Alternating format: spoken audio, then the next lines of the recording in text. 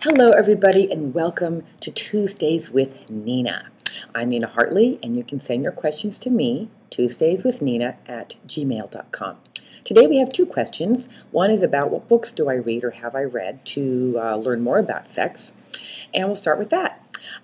So I have read many, many books about sexuality going back to when I was a young teenager. And back in the 70s, of course, there was The Joy of Sex, which has recently been reissued. And overall, actually, it's a really pretty good book, very non-judgmental, very 70s. Its information regarding kinky sex, or BDSM, is pretty dated, though. I don't know how much they've updated it, but back in the day, they didn't know so much about it. Currently, I have a book, Nina Hartley's Guide to Total Sex, which is a lovely overall overview of sex. There's a great book, several great books by Tristan Taormino, The Ultimate Guide to Anal Sex for Women, a wonderful new book for sex toys by her, and one on anal sex positions, since she is an anal sex expert. Carol Queen has amazing books about sexuality. Her best one about sexuality specifically is Exhibitionism for the Shy, which is just as it sounds. It's a wonderful, wonderful book. A really great book is called The Guide to Getting It On. But I'm sure that Eden Fantasies has a lovely book selection, and you should take a look through their library and see what you can find. The opportunity to find really good books about sex is much expanded now in the last 10 to 15 years. And there are books for every kind of sexual proclivity. There are books on swinging. There are books on hot monogamy or 365 hot sex dates. There are books from a Christian perspective. There are books about sexuality from a Jewish perspective. Most are non-denominational and leave it to the reader to decide what part of the book to apply to their lives. But there are books for every persuasion out there. And I recommend the Annie Sprinkle has a great book called Dr. Annie Sprinkle's Guide to Making Over Your Sex Life. And Annie Sprinkle is a seminal name in sex education. Tristan Taormino, Carol Queen, myself, Nina Hartley. And there's plenty of books to start there. There are lots and lots of books out there. Any alternative sexuality store would have a good selection of books that you can go in and pick up. And I would go in, pick them up, and see what worked for you. The most important thing is, of course, to always temper the advice in the books to your own actual experience, your actual needs and desires, boundaries and limits, and fantasies. The best ones give non-judgmental information about behavior and don't put any kind of moral spin on it, since I'm a firm believer in if it is consensual, it is okay in my book. So the second question was very nice. A young woman has a brand new relationship with a guy that she's really hot for, and she has told me that he has multiple sclerosis, or MS, capital M, capital S, and she is worried about the future. What kind of limitations might there be in the future? And so to her, I do say this: congratulations on finding a partner with whom you connect and have wonderful, romantic, hot, connecting sex. Congratulations. That's not always easy. Now, multiple sclerosis is not always a progressive, well, it is a progressive disease, but it progresses differently in different people.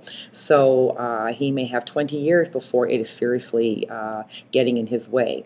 It can be intermittent progressive, it can come and go, it can become permanent, and that is very much a possibility, and you're wise to consider that in the future. However, people who love each other can always find accommodation to the truth of the matter. If your partner had a broken leg, or if he ended up, breaking his back and being in a wheelchair that way, you'd find ways around it. The best way to handle either future incapacity or creeping incapacity is to get creative and to always focus more on what you can do together than what you can't do. When you are no longer able to do a particular activity the way that you're used to, there is a loss, and there does need to be some grieving. I'm not going to lie and say, oh, it's going to be fine. Certainly there's a loss. A friend of mine has a milder form of MS, and she has lost her ability to have an orgasm.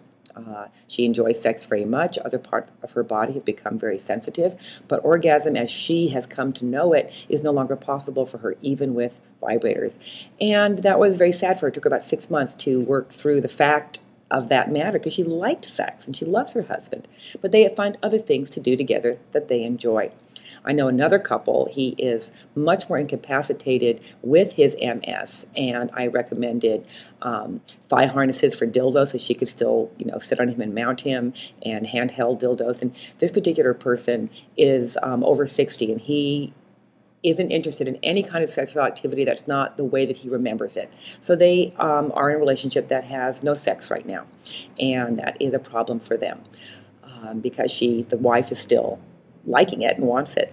So you and your partner obviously continue to enjoy the sex that you do enjoy, yay, and talk about this and find other ways to handle it. There are always going to be toys. There are different ways to attach dildos and phallic devices to parts of his body that you can still use to both penetrate yourself and enjoy it and give him a lovely view. So as you talk about it now, start incorporating mutual masturbation into your repertoire, the showing of each other, and experiment with other non-coital ways of sharing sexual pleasure. If you love each other and you desire each other, you'll always find a way to do what you can, and accept that, there are some things in the future that he might not be able to do the way he does now. But I wouldn't let that be the determining factor in how you continue to engage with him. If he is loving to you and you love him back, that is worth more than anything. And don't forget, even an able-bodied person such as myself can be incapacitated tomorrow with an accident. So there are no givens in life, and the fact that you found somebody whom you love and respect and admire and are hot for, that is precious and worth its weight in gold. So congratulations. Talk to his doctor. Go to visit his doctor with him and talk about that for the future. Start going online and looking. I'm sure there are going to be chat rooms for people in this very same situation as you. So you're not alone. Good for you for thinking about the future, and congratulations for finding someone whom you love. Well, that's all for today. I'm Nina Hartley, and this has been Tuesdays with Nina, and you can write to me at tuesdayswithnina@gmail.com. Have a great week. Bye-bye.